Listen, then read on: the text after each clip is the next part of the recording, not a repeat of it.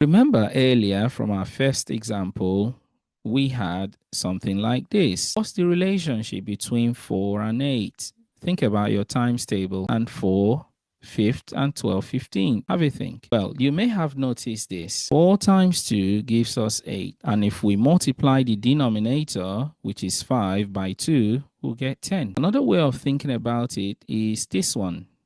4 times 3 is 12, and 5 times 3 is also 15. We could think about it the other way around. So we could say, well, can't we divide 12 by 4?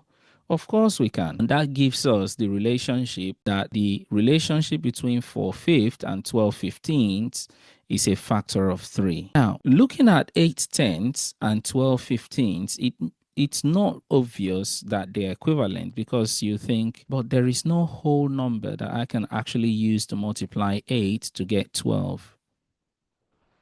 Well, remember when we did this exercise, we found out the factor that links them together. So you could think about multiplying this way to get the larger number or divide this way to get that number.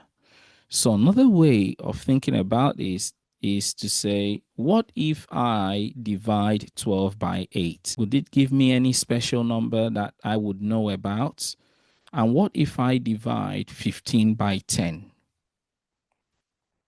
Well, you spot really quickly that that number is 1.5. So if you multiply 8 by 1.5, you get 12. And if you multiply 10 by 1.5, you get 15. If you divide 12 by 8, you will get 1.5. And if you divide 15 by 10, you'll get 1.5. So this is what I was telling you about, that pay close attention to the factors that links equivalent fractions. It's a very important skill or something really important you need to know.